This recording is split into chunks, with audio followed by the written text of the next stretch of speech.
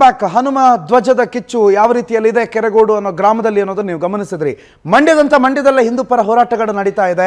ಇಡೀ ಬಿಜೆಪಿ ಮತ್ತು ಜೆಡಿಎಸ್ ತಂಡ ಒಟ್ಟಾಗಿ ಒಂದು ದೊಡ್ಡ ಪ್ರತಿಭಟನೆ ನಡೆಸೋದಕ್ಕೆ ಸಿದ್ಧತೆ ಮಾಡಿಕೊಂಡಿದೆ. ಜನ ಜಮಾವಣೆಯಾಗಿದ್ದಾರೆ. ಹಿಂದೂ ವಿರೋಧಿ ಸರ್ಕಾರ ಅನ್ನೋ ಮಾತುಗಳು ಕೂಡ ಕೇಳಿ ಬರ್ತಾ ಇದೆ. ಹಿಂದೂ ಮುಖಂಡರು ಮೋಹನ್ ಗೌಡ್ರು ನನ್ನ ಜೊತೆಗೆ ಫೋನ್ ಸಂಪರ್ಕದಲ್ಲಿ. ಈಗ ಮೋಹನ್ ಗೌಡ್ರೆ, ನಾನು ನಿಮ್ಮನ್ನ ಪ್ರಶ್ನೆ ಕೇಳೋದಕ್ಕಿಂತ ಮೊದಲು ಒಂದೆರಡು ವಿಚಾರಗಳನ್ನು ನಿಮ್ಮ ಮುಂದೆ ಇಟ್ಬಿಡ್ತೀನಿ. ಕೋಲಾರದಲ್ಲೊಂದು ದೊಡ್ಡ ಪ್ರೋಗ್ರಾಮ್ ಆಗುತ್ತೆ ಮತ್ತು ಶಿವಮೊಗ್ಗದಲ್ಲಿ ಒಂದು ಪ್ರೋಗ್ರಾಮ್ ಆಗುತ್ತೆ. ಅಲ್ಲೊಂದು ದೊಡ್ಡ ಕಮಾನ್ ಇರುತ್ತೆ. ಆ ಕಮಾನಲ್ಲಿ ಎರಡು ದೊಡ್ಡ ದೊಡ್ಡ ಖಡ್ಗಗಳಿರುತ್ತೆ. ಅದನ್ನು ತೆರವು ಮಾಡೋದಕ್ಕೆ ಸರ್ಕಾರಕ್ಕೆ ನಾವೇ ಹೇಳಬೇಕಾಗತ್ತೆ. ನಾವೆಲ್ಲ ಒತ್ತಾಯ ಮಾಡಿದ ಮೇಲೆ ಅದರ ತೆರವು ಮಾಡೋದಕ್ಕೆ ಕೆಲಸ ಆಗುತ್ತೆ. ಇಲ್ಲಿ ಹನುಮ ಧ್ವಜ, ಅಲ್ಲಿ ಖಡ್ಗ, ಅದು ಯಾಕೆ ದ್ವಂದ್ವ ನಿಲುವು ರಾಜ್ಯ ಸರ್ಕಾರದ್ದು ಗೊತ್ತಾಗ್ತಾ ಇಲ್ಲ ಮೋಹನ್ ಗೌಡ್ರೆ? ಖಂಡಿತ ನಿನ್ನೆ ಇದರಿಂದ ಏನಾಗತ್ತೆ ಅಂತ ಹೇಳಿದ್ರೆ, ರಾಜ್ಯ ಸರ್ಕಾರಕ್ಕೆ ರಾಮನ ಕಂಡ್ರೆ ಎಷ್ಟು ದ್ವೇಷ ಇದೆ. ಅದೇ ರೀತಿಯಲ್ಲಿ ವಾನರ, ಈಗ ನಾವು ವಾನರ ಅಂತ ಹೇಳಿದ್ರೆ ಅತ್ಯಂತ ಹಿಂದುಳಿದ, ಅಂದ್ರೆ ಈ ಕಾಡಿನಲ್ಲಿರುವ ಆ ತರ ಒಂದು ವಾನರ ರಾಜ ಮಾರುತಿ ದೇವರು ಅಂತ ಹೇಳ್ತೇವೆ. ಮಾರುತಿ ಕಂಡ್ರು ಎಷ್ಟು ದ್ವೇಷ ಇದೆ ಇದರಿಂದ ಗಮನಕ್ಕೆ ಬರ್ತದೆ. ನಿನ್ನೆ ಚಾಮರಾಜನಗರದ ಅಂದ್ರೆ ಕರ್ನಾಟಕ ಸುವರ್ಣ ಮಹೋತ್ಸವ ಅಂದ್ರೆ ಅದೊಂದು ಕಾರ್ಯಕ್ರಮ, ಸಂಗೀತೋತ್ಸವ ಕಾರ್ಯಕ್ರಮದಲ್ಲಿ ಅಲ್ಲಿ ರಾಮನ ಹಾಡು ಪ್ರಾರಂಭ ಆದ ತಕ್ಷಣ ಉಸ್ತುವಾರಿ ಸಚಿವರು ಅಂದ್ರೆ ಕರ್ನಾಟಕ ಸರ್ಕಾರದ ಸಾಂಸ್ಕೃತಿಕ ಇಲಾಖೆಯಿಂದಲೇ ಚಾಮರಾಜನಗರದ ಒಂದು ದೇವಸ್ಥಾನದಲ್ಲಿ ಆಯೋಜನೆ ಆದಂತಹ ಸಾಂಸ್ಕೃತಿಕ ಕಾರ್ಯಕ್ರಮದಲ್ಲಿ ರಾಮನ ಹಾಡು ಪ್ರಾರಂಭ ಆದ ತಕ್ಷಣ ಅಸಮಾಧಾನದಿಂದ ಅಲ್ಲಿನ ಉಸ್ತುವಾರಿ ಸಚಿವ ವೆಂಕಟೇಶ್ ಅವರು ಎದ್ದು ಹೋದಂತ ಘಟನೆ ನಡೆದಿದೆ. ಈಗ ಒಟ್ಟಾರೆ ಇದನ್ನ ನೋಡಿದಾಗ ಹೇಗೆ ರಾಮನನ್ನ ಮಾರುತಿಯನ್ನ ದ್ವೇಷ ಮಾಡುವಂಥದ್ದು ಹಿಂದೂ ವಿರೋಧಿ. ಈಗ ಪ್ರಿಯಾಂಕಾ ಖರ್ಗೆ ಅವರು ಯಾವಾಗ ಸನಾತನ ಧರ್ಮವನ್ನ ನಾಶ ಮಾಡ್ಬೇಕು, ಅದು HIV ಡೆಂಗಿ ಅಂತ ಹೇಳಿದಾಗ ಹೌದು ಅದು ನಾಶ ಮಾಡ್ಬೇಕಂತೇಳಿ ಅವರು ಅದನ್ನ ಸಮರ್ಥನೆ ಮಾಡಿದ್ರು. ಇದರಿಂದ ಏನ್ ಗಮನಕ್ಕೆ ಬರ್ತದೆ ಅಂತ ಹೇಳಿದ್ರೆ, ಕಾಂಗ್ರೆಸ್ ಹೇಗೆ ಸ್ಪಷ್ಟವಾಗಿ ಸನಾತನ ಧರ್ಮಕ್ಕೆ ಹಿಂದೂ ಧರ್ಮಕ್ಕೆ ವಿರೋಧವಾಗಿ ಕೆಲಸ ಮಾಡ್ತಾ ಇದೆ, ಹೇಗೆ ಹಿಂದೂ ವಿರೋಧಿ ಇದೆ ಸಾಬೀತಾಗ್ತಾ ಇದೆ. ಇಂಥವರಿಗೆ ತಕ್ಕ ಪಾಠವನ್ನ ಹಿಂದೂ ಸಮಾಜ ಮುಂದಿನ ದಿನಗಳಲ್ಲಿ ಕಲಿಸ್ಬೇಕಾಗಿದೆ.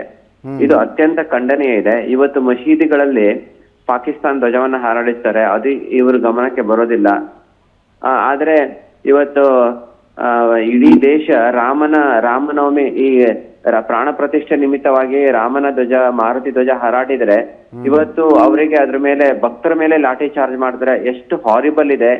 ಇದರಿಂದ ಎಷ್ಟು ದ್ವೇಷ ಇವರಿಗೆ ಸನಾತನ ಧರ್ಮದ ವಿರುದ್ಧ, ಹಿಂದೂ ಧರ್ಮೀಯರ ವಿರುದ್ಧ, ಹಿಂದೂ ಸಮಾಜದ ವಿರುದ್ಧ ನಡೀತಾ ಇದೆ. ಯಾವಾಗ ಕಾಂಗ್ರೆಸ್ ಸರ್ಕಾರ ಬಂದ ತಕ್ಷಣ ನೂರಾರು ಹಿಂದೂ ಕಾರ್ಯಕರ್ತರ ಮೇಲೆ ಯಾರ್ಯಾರು ಹಿಂದೂ ಧರ್ಮದ ಕಾರ್ಯವನ್ನ ಮಾಡ್ತಾರೆ ಅವ್ರ ಮೇಲೆಲ್ಲ FIR ಹಾಕಿ, ಗುಂಡಾ ಆಕ್ಟ್ ಹಾಕಿ, ಗಡಿಪಾರು ಕೇಸ್ ಹಾಕಿ ಅವರಿಗೆಲ್ಲ ಎಷ್ಟು ನಮ್ಗೆ ಶ್ರೀಮತಿ ಇಂದಿರಾ ಗಾಂಧಿ ಅವರು ಎಮರ್ಜೆನ್ಸಿ ಸಮಯದಲ್ಲಿ ಯಾವ ತರ ಟಾರ್ಚರು, ಚಿತ್ರಹಿಂಸೆ, ಯಾವ ತರ ಒಂದು ಭಯಾನಕವಾಗಿ ಒಂದು ಟಾರ್ಚರ್ ಕೊಟ್ರಲ್ಲ, ಅದೇ ತರ ಇವತ್ತು ಕಾಂಗ್ರೆಸ್ ಸರ್ಕಾರ ಬಂದ ನಂತರ ಹಿಂದೂ ನಾಯಕರನ್ನ ಟಾರ್ಗೆಟ್ ಮಾಡಿ ಅವರನ್ನ ದಮನ ಮಾಡುವಂತ, ನಾಶ ಮಾಡುವಂತ ಕುಕೃತ್ಯವನ್ನ ಬ್ರಿಟಿಷ್ ಸರ್ಕಾರದ ರೀತಿಯಲ್ಲಿ ಮಾಡ್ತು. ಅದೇ ರೀತಿ ಇವತ್ತು ಪುನಃ ಕಾಂಗ್ರೆಸ್ ಸರ್ಕಾರ ಈ ರೀತಿ ಮಾಡ್ತಾ ಇರೋದು ಅತ್ಯಂತ ಖಂಡನೀಯ ಇದೆ. ಇದು ಖೇದಜನಕ ಇದೆ. ಮೋಹನ್ ಗೌಡ್ರೆ ಮಾತನಾಡಿಸ್ತೀನಿ. ಶ್ರೀರಾಮ್ ಸೇನೆಯ ಮುಖ್ಯಸ್ಥರು, ಸಂಸ್ಥಾಪಕರು ಪ್ರಮೋದ್ ಮುತಾಲಿಕರು ನಮ್ಮ ಜೊತೆಗೆ ಈಗ ಫೋನ್ ಸಂಪರ್ಕದಲ್ಲಿದ್ದಾರೆ. ಮುತಾಲಿಕರೇ, ಕಳೆದ ಒಂದು 2-3 ದಿನಗಳ ಘಟನೆಗಳನ್ನು ನಿಮ್ಮ ಮುಂದೆ ಇಟ್ಟುಬಿಡ್ತೀನಿ. ಮೊನ್ನೆ ಒಬ್ಬರು ಸಚಿವರು, ಶಾಸಕರು ಕಮಲ ನೋಡಿದ ತಕ್ಷಣ ನಿಗಿ ಕೆಂಡ ಕಾರಿದ್ರು. ಇವತ್ತು ಕೇಸರಿ ನೋಡಿದ ತಕ್ಷಣ ಕೆಂಡ ಕಾರ್ತಿದ್ದಾರೆ. ರಾಮನ್ ಕಂಡ್ರಾಗಲ್ಲ, ಕಮಲ ಕಂಡ್ರಾಗಲ್ಲ, ಕೇಸರಿ ಕಂಡ್ರಾಗಲ್ಲ.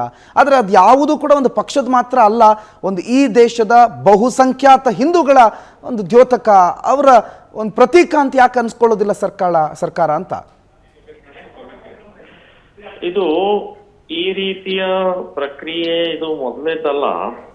ಇವ್ರಿಗೆ ಕೇಸರಿ ಕಂಡ್ರ ಆಗೋಲ್ಲ, ಕುಂಕುಮ ಕಂಡ್ರ ಆಗೋಲ್ಲ, ಮತ್ತು ಹಿಂದುತ್ವ, ಹಿಂದೂ ಧರ್ಮ ಇದು ಕಂಡ್ರ ಆಗ್ತಾ ಇಲ್ಲ. ಇವರು ಮುಸ್ಲಿಂ ತುಷ್ಟೀಕರಣದ ಅತಿಯಾದಂತಹ ಪ್ರಕ್ರಿಯೆಯಲ್ಲಿ ತೊಡಗಿದ್ದಾರೆ. ಸೊ ಹಾಗಾಗಿ ಈ ರೀತಿಯ ದರ್ಪವನ್ನ ಪೊಲೀಸರ ಮೂಲಕ ತೋರಿಸ್ತಾ ಇರುವಂತಹದ್ದು ಖಂಡನೀಯವಾದ. ಈಗ ಅಲ್ಲಿ 108 ಅಡಿ ಎತ್ತರದ ಅಷ್ಟು ಪರಿಶ್ರಮ ಪಟ್ಟಿದ್ದಾರೆ ಯುವಕರು ಉತ್ಸಾಹದಿಂದ. ಆ ರಾಮನ ಒಂದು ಮೂರ್ತಿಯ ಪ್ರತಿಷ್ಠಾಪನೆಯ ದಿನ. ಸೊ ಅಂತ ಇದರಲ್ಲಿ ಒಂದು ಹನುಮನ ಧ್ವಜ ಹಾಕಿದ್ದಕ್ಕೆ ಇವ್ರಿಗೇನು, ಆಮೇಲೆ 26ನೇ ತಾರೀಕು ರಾಷ್ಟ್ರಧ್ವಜ ಹಾರಿಸಿದಾರಲ್ಲಿ. ಅಂದ್ರೆ ಹನುಮನ ಧ್ವಜ ತೆಗೆದು ರಾಷ್ಟ್ರಧ್ವಜ ಹಾರಿಸಿ ಕಾರ್ಯಕ್ರಮವನ್ನು ಮಾಡಿದ್ದಾರೆ. ಆ ನಂತರ ಮತ್ತೆ ಮರುದಿನ ಅದನ್ನ ಹನುಮಂತ ಧ್ವಜವನ್ನ ಹಾಕಿದ್ದಾರೆ.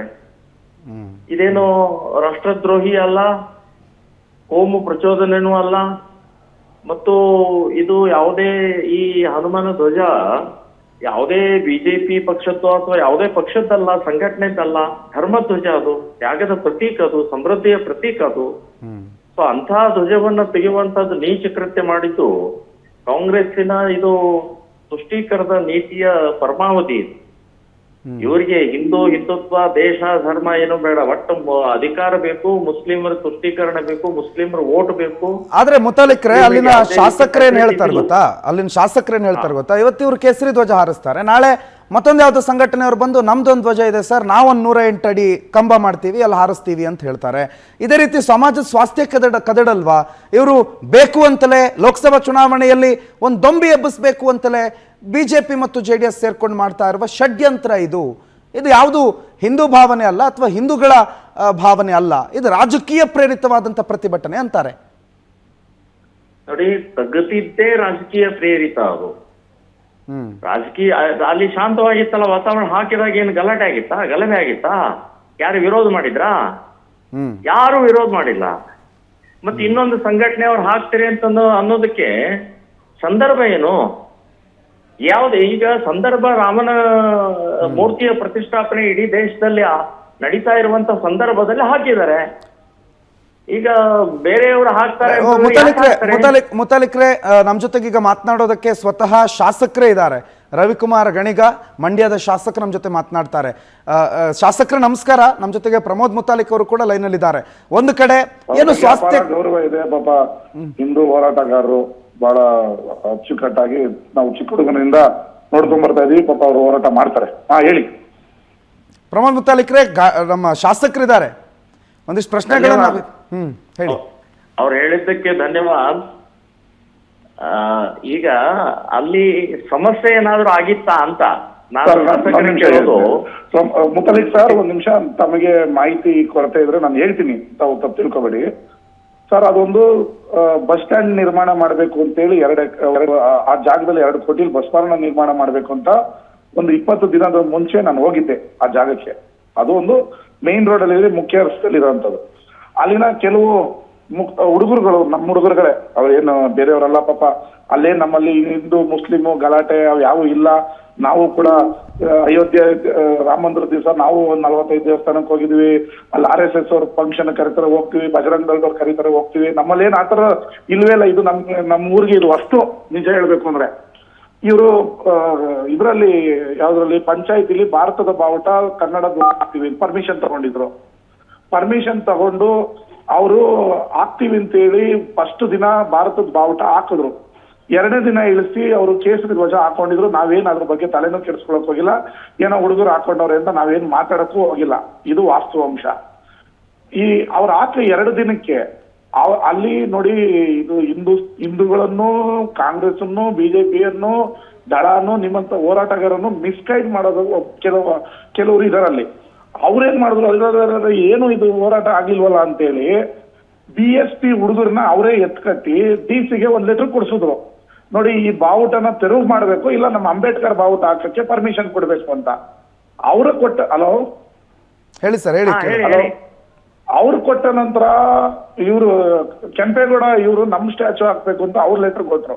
ಅವ್ರು ಕೊಟ್ಟ ನಂತರ ಕನಕ ಯುವ ಸೇನೆಯವರು ನಾವು ಕನಕನ ಧ್ವಜ ಹಾಕ್ಬೇಕು ಅಂತ ಕೊಟ್ರು. ಅವ್ರ ನಂತರ ಕುವೆಂಪು ಅವ್ರು ಕೊಟ್ರು.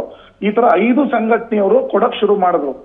ಆಗ DC ಅವರು ಮಧ್ಯ ಪ್ರವೇಶಿಸಿ ಏನಕ್ಕೆ ಪರ್ಮಿಷನ್ ತಗೊಂಡಿದ್ದೀರಾ ಏನು ಅಂತ ಕೇಳಿದಾಗ, ಈ ರೀತಿ ಭಾರತದ ಬಾವುಟ ಇಲ್ಲ ಕರ್ನಾಟಕ ಬಾವುಟ ಅಂತ ಹಾಕ್ತೀವಿ ಅಂತೇಳಿ ಇವರು ಕೇಸರಿ ಧ್ವಜ ಹಾಕಿದ್ದಾರೆ ಅಂತ. ಆಗ ನಾನು ಹೇಳಿದೆ, ಕೇಸರಿ ಧ್ವಜನ ಯಾವ್ದಾದ್ರು ದೇವಸ್ಥಾನದ ಮುಂದೆ ನಾನೇ ಎಲ್ಲಾ ಖರ್ಚನ್ನ ಕೊಡ್ತೀನಿ ಹಾಕೋಣ, ಇದು ಜಗಳಕ್ಕೆ ನಾಂದಿ ಆಗುತ್ತೆ, ನಾವು 3 ಜಗಳ ಆಡೋದು ಸರಿಯಲ್ಲ ಅಂತ ಹೇಳಿ ಭಾರತದ ಬಾವುಟ ಹಾಕಿ ಅಂತ ಹೇಳಿದೆ. ಆನಂತರ ಎಲ್ಲಾರು ಒಪ್ಪಿ ಭಾರತದ ಬಾವುಟ ಹಾಕೋಣ ಅಂತ ಹೇಳಿ ಒಪ್ಪಿ ನಿನ್ನೆ ಬೆಳಿಗ್ಗೆ ನಾನೇನ್ ಇರ್ಲಿಲ್ಲ ಅಲ್ಲಿ, DC SP ಅವರ ಜೊತೆ ಎಲ್ಲಾರು ಶಾಂತಿಯುತವಾಗಿ ಮಾತಾಡಿ, ಅದು ಎಲೆಕ್ಟ್ರಿಕಲ್ ಪೋಲ್ ಹಿಂಗೆ ಬಟನ್ ಅನ್ಸಿದ್ರೆ ಕೆಳಗೆ ಇರುತ್ತೆ, ಮೇಲಕ್ಕೆ ಅದು ಆ ಕೇಸರಿ ಧ್ವಜ ಕೆಳಕ್ ಬರೋವರೆಗೂ ಸುಮ್ಮನೆ ಇತ್ತು. ಈ ಭಾರತದ ಬಾವುಟ ಇನ್ನೇನ್ ಮೇಲಕ್ಕೆ ಹೋಗ್ಬೇಕನ್ನೋ ಟೈಮಲ್ಲಿ ಆ ಕರೆಂಟ್ ವೈರ್ನ ಕಿತ್ಕೊಂಡು ಕೆಲವು ಕಿಡಿಗೇಡಿಗಳು ಓಡೋಗಿ ಅನಂತರ ಇಡೀ ರಾಜ್ಯಕ್ಕೆ ಕೇಸರಿ ಧ್ವಜ ಇಳಿಸ್ಬಿಟ್ರು ಅಂತ ಮಿಸ್ಗೈಡ್ ಮಾಡಿ ಇಷ್ಟು ದೊಡ್ಡ ರಾಜಾಂತಕ್ಕೆ ಕಾರಣ ಆಗಿದ್ದಾರೆ ಸರ್. ಇದೇ ಸತ್ಯ.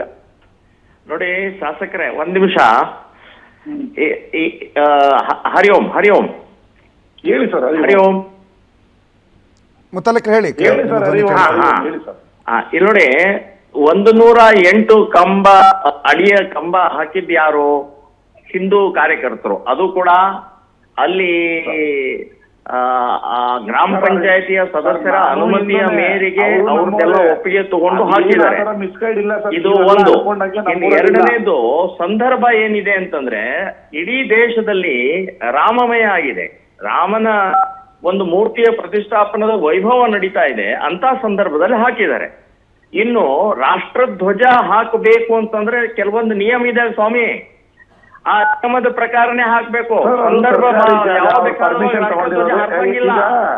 ಇದು ಕಿರಿಕ್ ಮಾಡಬೇಕು ಅಂತ ಕೆಲವರು ಮನಸ್ಥಿತಿ ಇಟ್ಕೊಂಡಾಗ ಪ್ರತಿಯೊಂದರಲ್ಲೂ ತಪ್ಪು ಹುಡುಕಿ ಕಿರಿಕ್ ಮಾಡ್ತಾ